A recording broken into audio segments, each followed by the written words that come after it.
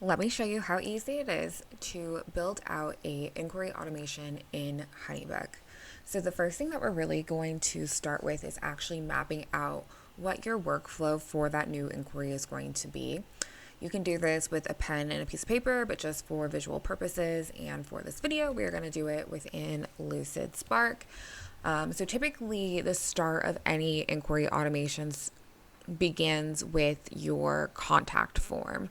Whether you have it on your website, you have it on Instagram, that is going to be the starting point for your inquiry. And we're going to talk about that in HoneyBook. But then the two main factors that you really have to think about once that inquiry is submitted is how long you want to wait before you send an automated response, and then what you're including. So what information are you going to provide that new lead? What steps are you going to have them take before they get any type of access to you, right? So are you sending them a discovery call link? Are you sending them a brochure with your packages? Are you sending them just like a basic response email that says that you're going to get back to them? So once you kind of decide what that's going to look like for you, then we're going to come back into HoneyBook and kind of set it all up.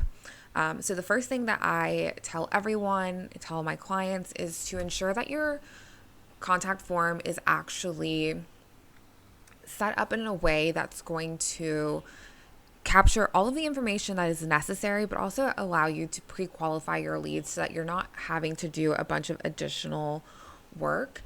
So for the sake of this video, I actually created a new inquiry contact form that basically just lays out, the preferred information that I want to have from every single lead. So when you're building out your actual automation, there are a couple things to consider that you can do within HoneyBook. If you offer more than one type of service, then you kind of have to decide whether you're going to have one all-encompassing inquiry form or inquiry automation, or if you're going to have a automation for each individual service. I find that when you have multiple services, it's easier to build out a full automation for that one specific service that includes your project type, so that it's not sending everyone the same email. You don't have to worry about sending one large packet of pricing. You can get really fine-tuned and specific on the information that you're providing them after they submit. In this case, we're building out an inquiry that's just like all-encompassing. So we're going to do that. Within this contact form, we have a couple key sections, obviously their name, information, their email. But the other thing that I like to include when you have one broad inquiry automation is obviously the type of project that they are interested in. So you can include this in multiple different ways. So in this one scenario, I have it just listed as a multiple choice type of question, whereas you can come into the settings section and you can actually have them be able to select the type of project, and that will pull from your actual project types in HoneyBook. And when you do this, you just have to be you have to be really sure that all of your automations and all of your project types are up to date and accurate. If there are project types that you're not technically offering and that you don't want to have live within your contact form, I highly recommend just doing a multiple choice option and then adjusting your project type once the project is created in HoneyBook. That way you don't have to worry about it. So we're just going to cancel out of that. And then just obviously going down to make sure that you have enough of the questions that you need to pre-qualify your lead. Some of those questions that I like to include into my contact forms have to do with like understanding kind of where they're at in their buying process, whether they are kind of just looking, getting quotes from multiple people, whether they are actually fully ready to invest, so that if they did decide that you are the right person, that they would be moving forward. And then like whether or not they're kind of like on the fence of if that type of service that they are inquiring for is something that they actually need. And then really kind of understanding too where their current struggles are, because I feel like a lot of the times you get leads and maybe like they don't know what they really need or what they're actually struggling with. So having a better understanding before you're getting on a call with them or sending them your service kind of, helps you with that. So once you have your contact form completely optimized with the questions and the information that you want to collect, you're going to come over to your settings here on the left hand side, and you're just going to ensure that there is not a project type assigned to this specific contact form.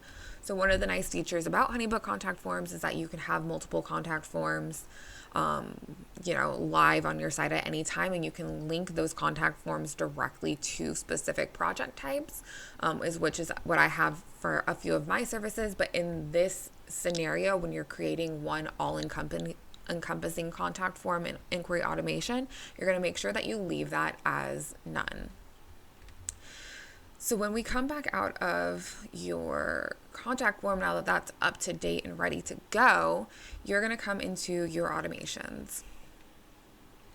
So in this instance, I am going to start a new automation. We're going to call this automation new inquiry.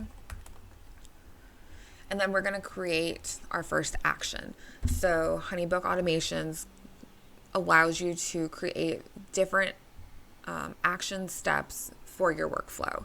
In this instance, we know that this automation is going to be triggered by the submission of that contact form, and you actually like turn that on the main automation page. But to build out the actual automation itself, you're going to start here.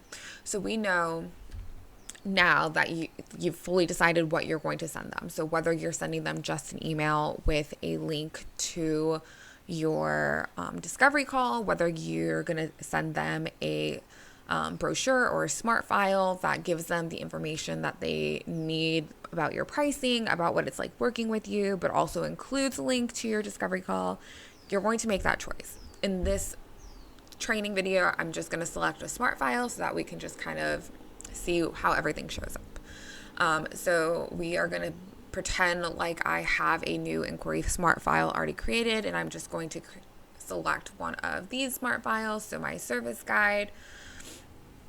And then you're going to see all of your action features here on the right hand side. So this is where you're going to decide which email you're going to utilize with this automation, when this automation is, or when this action step is going to be sent, and then whether or not you require approval.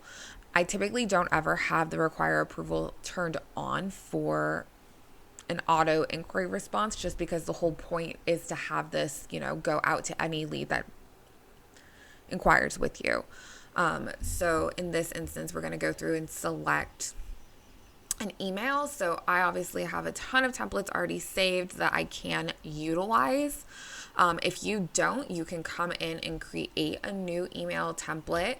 I personally like to create email templates before I start building out automations, just because I already will know like what the email template is named, what I want it to say. It kind of gives you a little bit more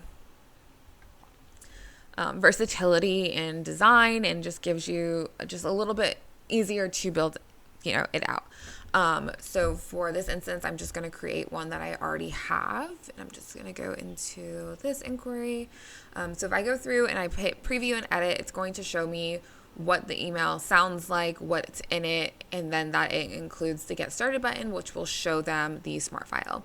I usually go through and just generally look at this once just to make sure that it is exactly what I want it to be. And then I'm going to hit done. I personally like to have all of my auto responses send either between 5 and 10 minutes after they hit submit, just because I feel like the quicker you are at being able to get back in front of their face after they've already inquired with you, it just increases the chances of them actually booking that call and actually wanting to move forward with your service. I think a lot of the times we lose leads because we don't have the ability to really respond in an efficient time frame, whereas having an autoresponder, it kind of takes away that issue. So I like to do 5 to 10 minutes. Most of the time, obviously, the lead can tell that it is an auto response, which I think is fine, because the whole goal is to be able to qualify them further, right? If you're not allowing them to just directly book with you without, talking. So I'm going to say 5 minutes. So I'm going to come in here, change 5 minutes. Automation is activated. And I'm just going to click save.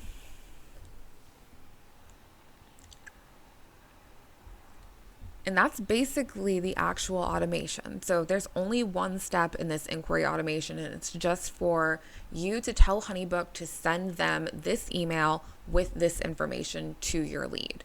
Now, in order to make this